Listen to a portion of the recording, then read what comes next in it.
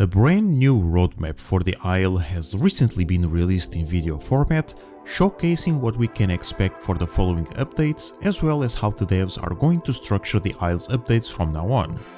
This was a massive change from their previous iteration, with quite a lot of information to unpack both from the video and the Discord post that came with it. But was this a change for the better? How will the Isle's development go this point onwards? Now is the time to find out. First, let's fully disclose all the available data that we can gather from this. Starting with the post, it was announced that updates will no longer be numbered. Instead, this new roadmap is now divided into segments named stages. By the time of recording this video, only 2 stages were displayed. However, it was noted that the content inside each stage won't be released in the same time frame, but rather through smaller but more frequent updates. Once all the content present on the roadmap is implemented, a new video will be published by Afterthought showcasing the next stages of development. Dinosaurs, on the other hand, will be added independently of updates or patches, meaning that they are no longer tied to any sort of content drops. Perks were renamed to mutations, and alongside elders, both systems were not added to the current roadmap. And finally, community servers are getting some additional customization options once mutations arrive, being able to adjust their values, disable them individually or the system in its entirety. And that's all we got from the post. Now to the video itself. The so-called living roadmap is divided into 2 separate stages, Stage 1 and 2 respectively. The former has the following content planned: server whitelists, the gateway map, sanctuaries, night vision and venom completion, and weather system, while the latter has Deinosuchus kit update, Apex system, Stegosaurus kit update, locational dino material effects, and the migration system. However, the thing that most people are probably most interested in are the dinosaur releases. In total, 8 new species were tagged on the video, namely Dilophosaurus, Herrerasaurus, Diabloceratops, Rex, Trike, Oviraptor, Maiasaura, and Kentrosaurus. And that's it. This is all we have for the current roadmap. So, what do I think about it? Let's begin on a positive note. Community servers are an essential component of a multiplayer game of this nature. It allows players to form micro-communities, which strengthens their attachment to the game in general, as well as serving as a platform to customize the game's experience in a way that is enjoyable for different people depending on preference. Path of Titans is a perfect example of how important and beneficial community servers and their level of customization are for the game's health.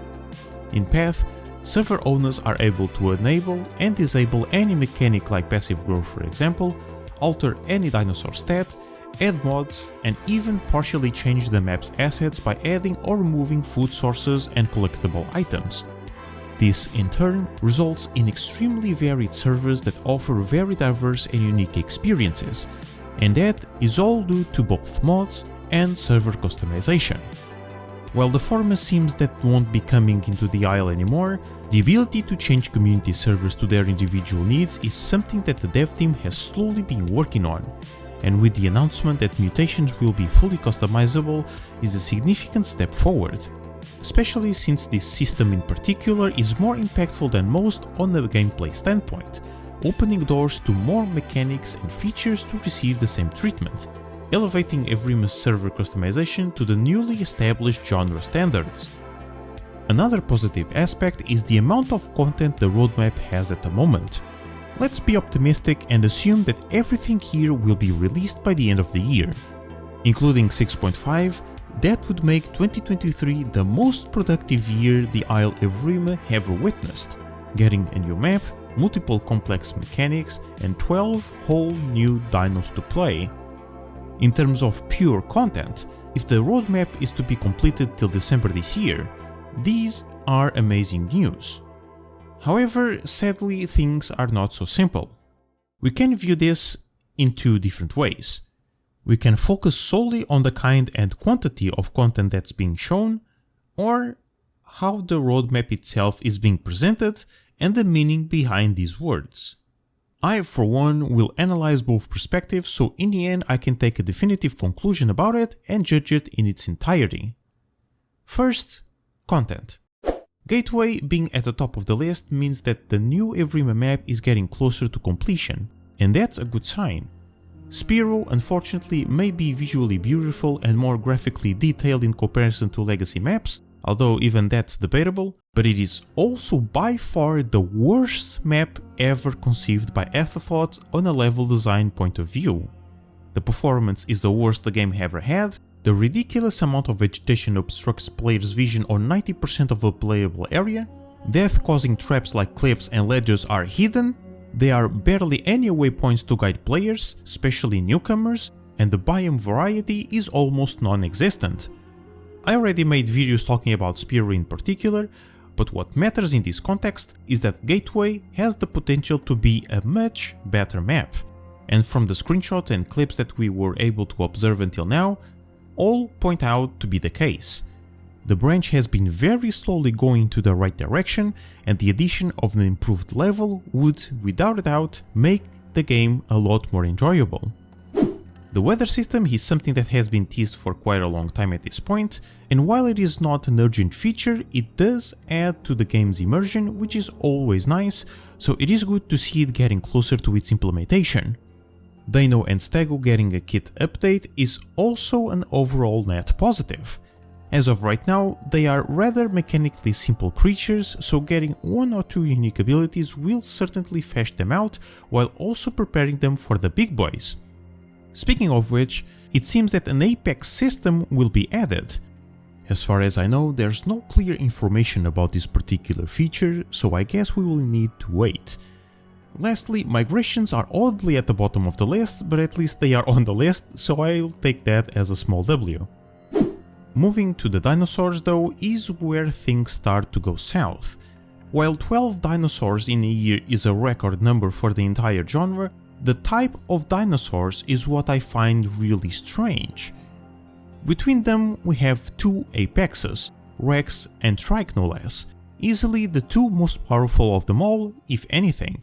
Now, out of all these animals, do you notice anything in specific? I will give you a few seconds. Exactly. There's a singular meteor there. Two if we still count Dibble as a meteor despite the size nerf. Every single other species being introduced before and after these apexes are small tier, some being really small at that. This is a problem that I honestly can't understand the logic behind it. Small tier dinos do have a place in the game. I believe nobody is really denying that. But this prioritization of adding as many small tier dinos as they can while also turning around and introducing apexes of all things makes absolutely no sense in my mind. Who would they interact with exactly? Obviously Myers are not going to do anything against Rexers other than running away from it, and which meteor is gonna hunt Trikes? If Carny players have been complaining for literally years about Stego being too strong, what can they do against Trikes? I tell you what, nothing. And guess what Herbie players will do after that? Exactly, they will all switch to Trikes, or at least the vast majority, because only Rexes have a chance of successfully killing them. The ecosystem will be in complete chaos on officials and most community servers. Well, officials won't have this problem because apexes will be disabled by default. Interested, isn't it? The addition of apexes would be fine or at least possible if the rest of the world map's roster was composed of meteors, big ones, things like Aloe, Alberta, Pechirino, Para, Suko. Any of these choices would benefit the game a lot more than just more and more small tier dinosaurs, as if we didn't have enough of those already. The roster choice is a massive negative in my eyes despite being a lot of them. Only time will tell how bad this really end up being, but my predictions on this matter are rather negative if I'm honest. Now, in regards of the roadmap structure itself, there are a few things that I find quite unsettling. It is mentioned that content is divided into segments, However, it is also said that each piece of content present on each stage won't be released all at the same time, but rather in small but frequent updates. If that's the case, what is the purpose of stages in the first place? If we really think about it, there's no reason for them to be segmented if the segmentation itself has no effect. It's meaningless. Being done in this way, the stages serve no purpose. If we remove them and made a singular list, the content would drop at the same rate and in the same order. Personally, this feels more like an attempt at showcasing any level of organization from a development standpoint, but I don't have any actual proof of such, so this is just an assumption of mine. Speaking of rate, the developers announcing that updates would drop faster than before is a statement that has been heard countless times over the years and always been proven to be false. However, since they are now releasing individual pieces of content instead of a full package, that may become true, but I would still advise the community to remain skeptical until they prove us otherwise. Roadmaps help the community understand the development process behind the scenes and creates a level of expectation on what we, the players, should expect in future updates. But the most important aspect of a roadmap is it being followed. The previous one was bad not necessarily because of how badly structured it was or how badly the content was chosen. It was bad because it wasn't being followed and being constantly changed. If that didn't happen, the initial iteration would be more than fine. What matters is not the roadmap itself, is the developers actually following it. This new version certainly makes it a bit easier for them and lowers our expectations, so perhaps their previous mistakes won't happen again. But for us to know that for sure, we have to wait. A huge thank you to my Patreon supporters for supporting the channel and the content I create. If you want to join the ranks, you can do so for only $1 a month. The link will be in the description. Don't forget to leave your thoughts and opinions down below, join our Discord server for memes and player nut stuff, and I hope to see you all next week.